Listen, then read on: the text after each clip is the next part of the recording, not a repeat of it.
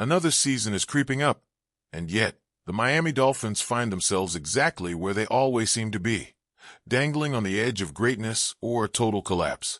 The frustrating part? No one really knows which way it will go. This isn't new. It's the same uneasy feeling that has surrounded this franchise for years. Hope builds, expectations rise, then reality delivers its gut punch. The early wins that make fans believe this year will be different before the inevitable letdown arrives right on schedule. The same cycle, the same disappointment, the same questions. Now here we are again. Mike McDaniel is still the head coach. Chris Grier is still running the show. Tua Tagovailoa is still the quarterback. Tyreek Hill is still the superstar.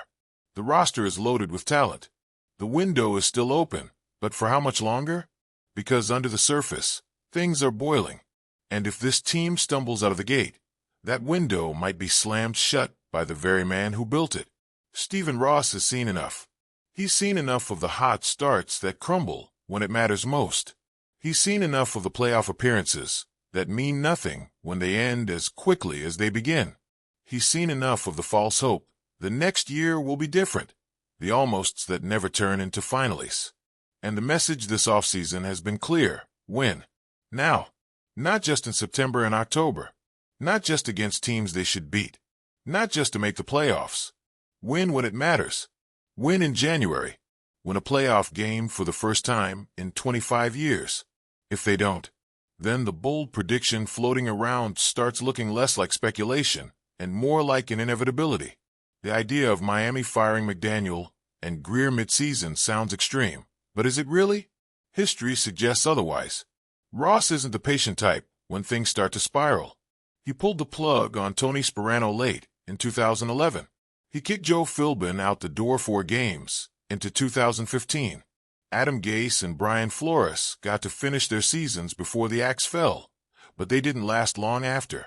McDaniel has survived so far, but if Miami stumbles early, does anyone really believe Ross will sit back and wait for another inevitable collapse? And the cracks are already forming. This team isn't exactly set up for an easy ride. They're starting the offseason nearly $12 million over the cap. They've got key defensive pieces heading into free agency. The roster is top-heavy, built to win now, but dangerously thin in areas that could become problems fast. And then there's the quarterback question, the one that just won't go away. Tua Tagovailoa has been the guy for 3 years now. He's played at an elite level at times. He's shown he can lead this offense, run McDaniel's system, put up big numbers, win big games. But there's always an if attached. If he can stay healthy, if he can perform in December and January, if he's really the guy who can take this team over the hump. And 2024 didn't exactly silence those doubts. Then there's Tyreek Hill, the most electric player on the roster, the guy who makes this offense go, the guy who was in MVP conversations last year before injuries and inconsistency dragged the team down, the guy who has made it clear he isn't thrilled with how things went last season. It's not hard to imagine a situation where frustration boils over, where cracks turn into fractures, where tension in the locker room starts bleeding into the field. And that's what makes this upcoming season so fragile. Because for all the talent this team has, for all the potential, for all the ways they could be great, there's just as much reason to believe it could all come crashing down. The schedule won't do them any favors.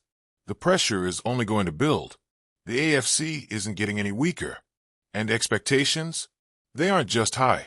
They're sky high. Ross set the bar. He didn't whisper it. He didn't dance around it. He laid it out for everyone to see. A playoff win isn't a goal, it's a requirement. So what happens if they don't get there? What happens if, instead of breaking through, it's another season of heartbreak? What happens if, instead of proving the doubters wrong, McDaniel's team looks like every other version of the Dolphins that came before him? What happens if, instead of rising to the moment, they shrink under the pressure? Do we really think Ross is going to sit back and let it all play out? If Miami starts slow, if they look lost, if this team shows any signs of being the same group that collapsed last year, Ross won't hesitate. He's watched this movie too many times. And if it starts playing again, he'll stop it before the final act. McDaniel knows it. Grier knows it. The players know it. And that's what makes this season different. There's no more next year. No more almost. No more we're building something. Either they win, or they burn it down.